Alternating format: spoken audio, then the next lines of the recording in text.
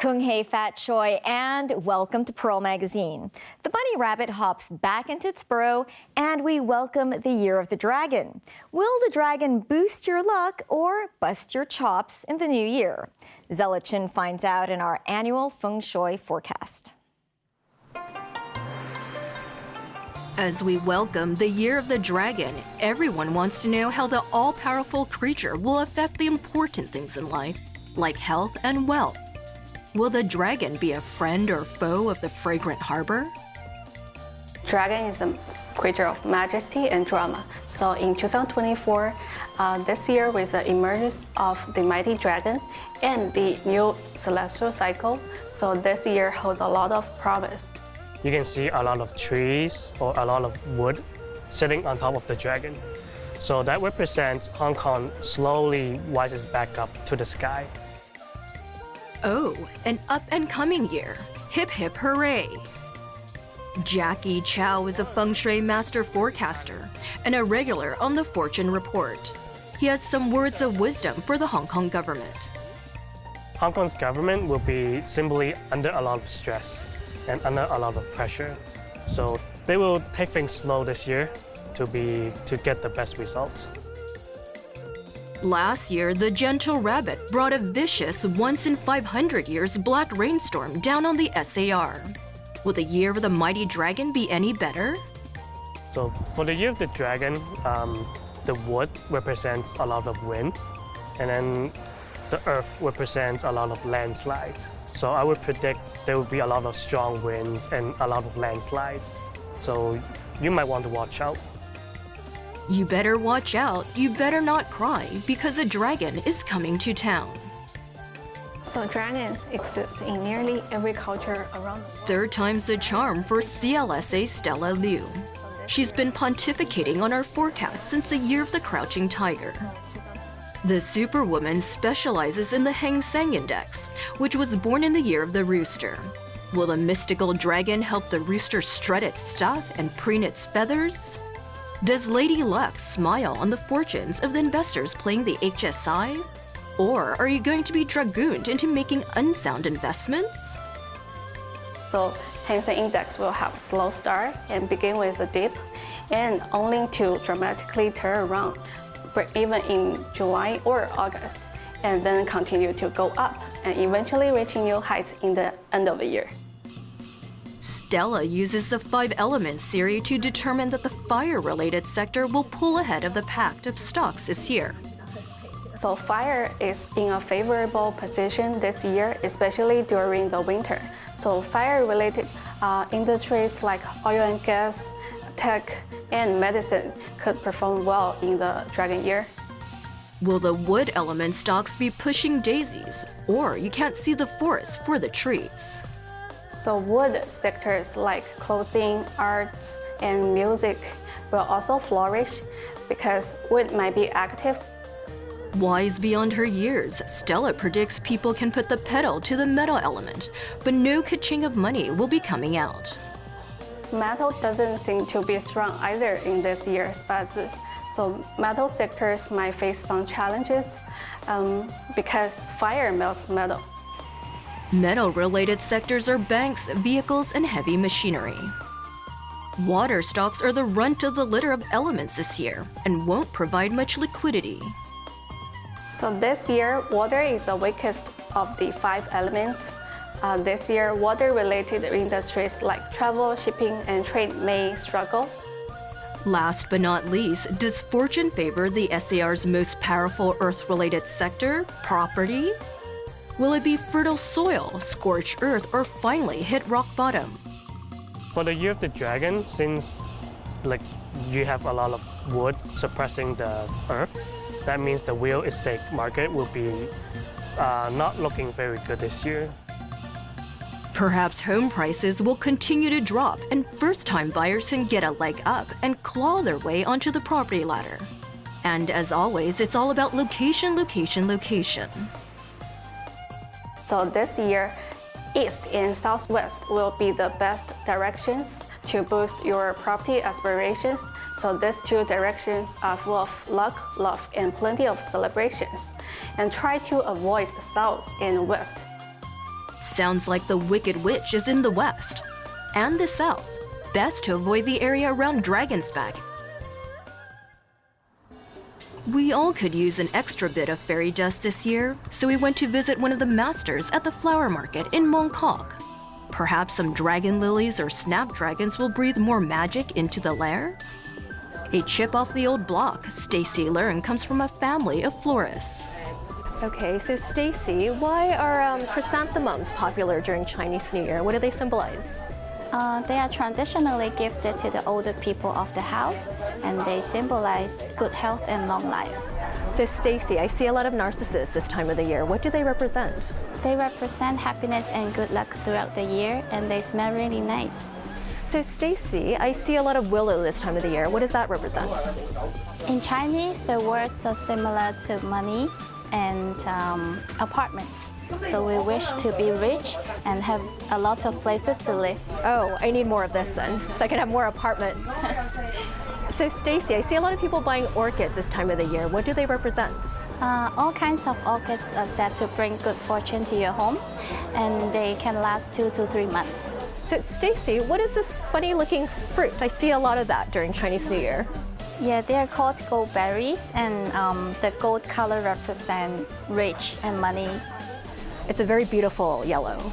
Yes, and the 5 babies here represent 5 generations in the gathered together in Chinese New Year for a meal. That's perfect for Chinese New Year. Once our homes are decorated with fortuitous flowers for the new year, how do we feng shui our place of work? Okay, Jackie, so what can we do in the workplace to make more money this year? For the Year of the Dragon, the best lucky spot is in the southwest corner. So in my office space, the southwest corner is my working desk. So by sitting here every day, it benefits me. Very lucky for you. Yep. But what if you're not so lucky to have a desk in this good luck spot? So if you can't use this space directly, you could place some red decoration things to enhance the good luck energy. So Jackie, what are spots we want to avoid in the workspace? For the Year of the Dragon, the most unlucky spot is in the west. So in my office space, this is the west area. You will always get sick, you can't think straight, and you can't get any work done. But how can I avoid this area for an entire year? So if you can't avoid it, you can place a copper clock for better luck. It slowly neutralizes the sickness star. So Jackie, if I want to think of some award-winning story ideas, what part of the workspace should I be in? For the Year of the Dragon, the best thinking spot is in the northwest corner. So in my office space, this is the northwest corner. Okay. So we could always just place some water here, Okay. have it all year long to help you think more clear. And now the moment that everyone's been waiting for. Will your zodiac animal play a game of Dungeons and Dragons with this fire-breathing creature? Or will the dragon help you to scale the mountains of Kowloon? But watch out for the dragon lady, because you don't want to mess with her. So this year, rooster and snake will have a wonderful year, while pig enjoys a shower of great fortune. For the rabbit and dog, they might face some struggles in the dragon year. As for the rest of the animal kingdom, don't tickle the dragon's tail, let it stay hidden. And you will have a Mama Day type of year. What about the fortunes of some famous faces? A darling of the silver screen, Maggie Zheng hits a big 6-0. The stars suggest she could continue working if she desires, but just need to focus on the things that are most suitable for her talents and also the energies. Sounds like the world is Maggie's oyster. The commander-in-chief of the city, John Lee, is born in the year of the rooster. May the odds be ever in his favor. The Year of the Dragon is the best friend with the rooster. So this year he will be having a better time than last year. And what about the head of state, President Xi Jinping? President Xi will have a better year than last year. He was born in the Year of the Snake, and then he doesn't have any Tai Shui in the Year of the Dragon. So his year will be a lot more balanced. All good news. Let the good times roll. When we come back, an innovative community effort to provide relief to carers. Stay with us.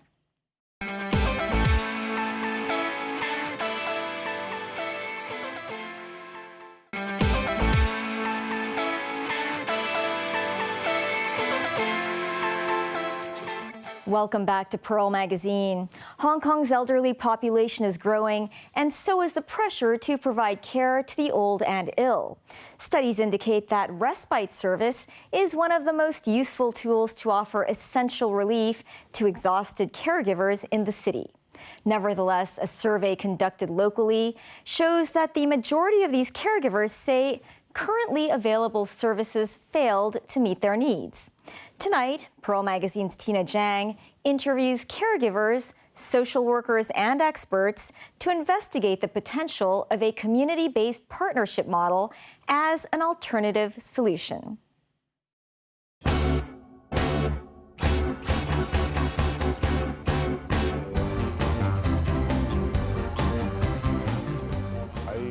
A few years ago, in 2016, I had a stroke. I loved drinking at the time and didn't listen to people's advice.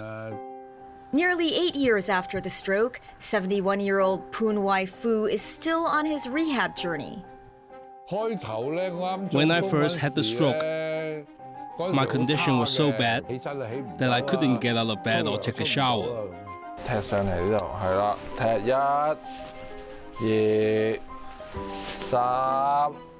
Wai Fu and his son Tim Poon live together. So after he got sick, Tim naturally became his main caregiver.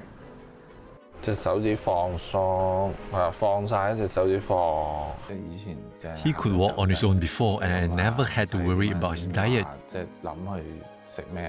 He could go out to eat or buy food. But when he first had the stroke, he couldn't even go to the toilet by himself and had to be fed by others. Tim enjoys the flexibility of being self-employed, but even with the occasional assistance from his wife and a helper, he still feels stressed.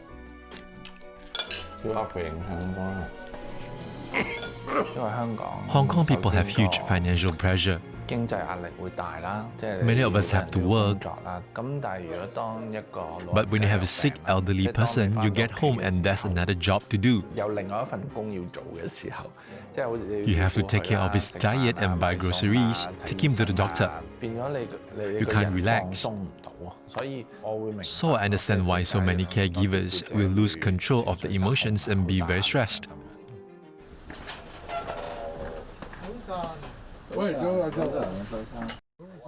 Luckily, a few years ago, Tim came across a community center that helps share part of the caregiving work. Essentially, it provides respite or care services to give the main caregivers, usually family members, a break. I found the Sai Kung District Community Center and arranged for him to go there 4 days a week. It was my idea. So we could have some time to relax at home, and he would be happier too.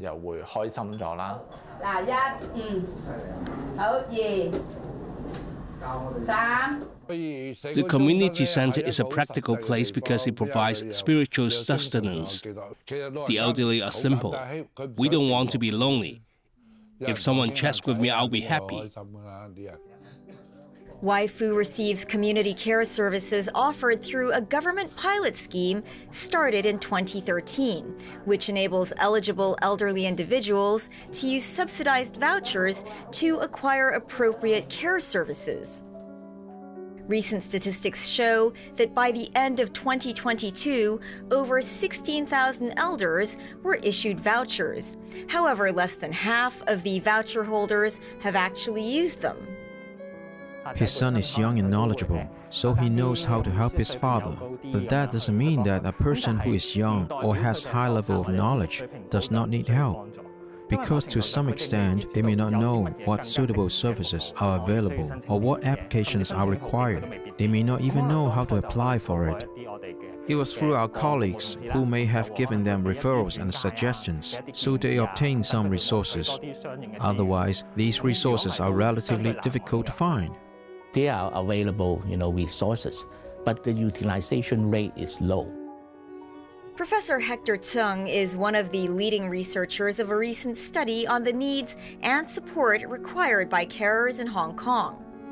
The study highlights that respite services were identified as one of the most valuable resources for caregivers. It says the utilization rate of designated day respite services for the elderly in 2019-2020 was only 45.78%. The services to provide support for the caregivers are limited in Hong Kong, all right? And also the services are fragmented. It's basically center-based, and you have to make appointment, all right? And you have to go through some kind of medical check. It is rigid. For example, they have to book in advance, all right? But most of the time, if the caregivers are sick, nobody can predict when, I will be sick. All right, so it's because of this kind of limiting factors. Existing respite service is not what it is wanted by caregivers in Hong Kong.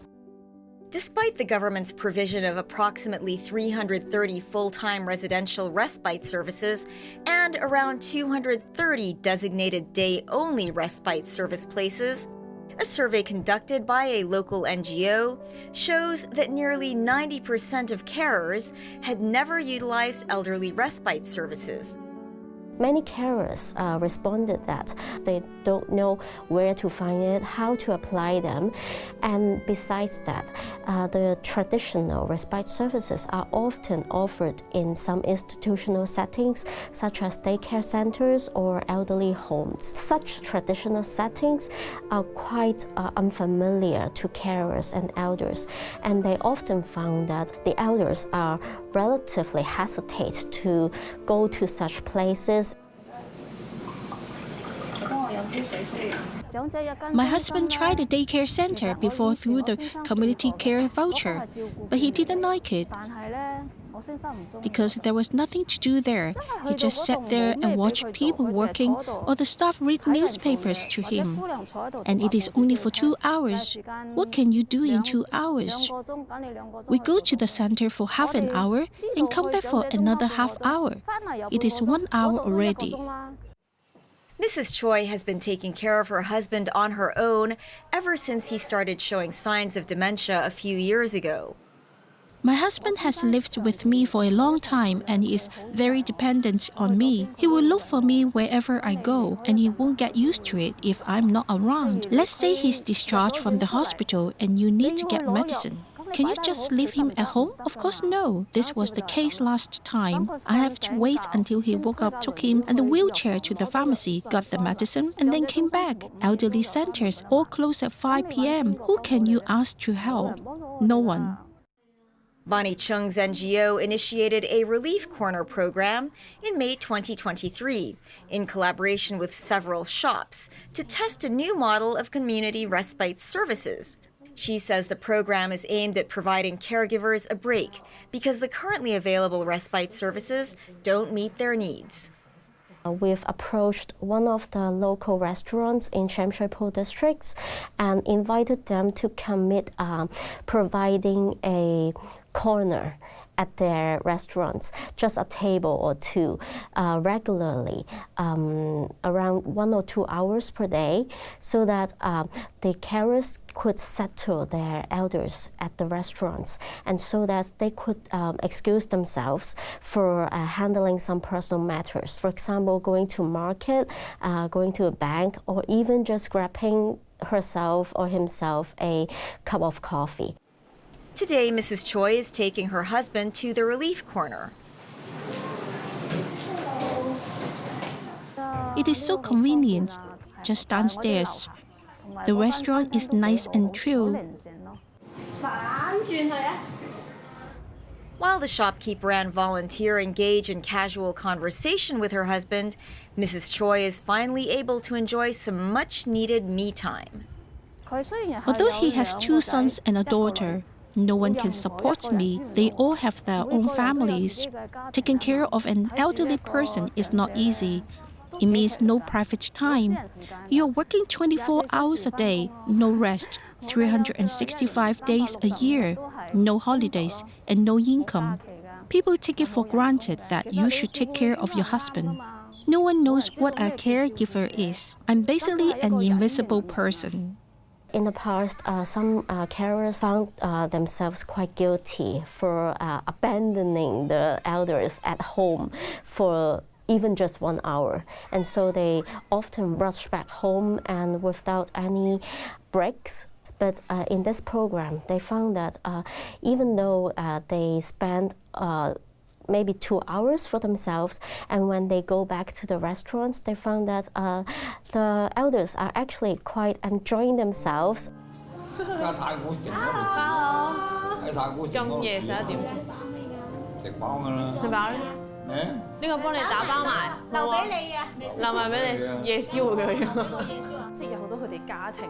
Many families may not actually have much time to take care of their elders. We'd love to free up a certain space so they can come every now and then.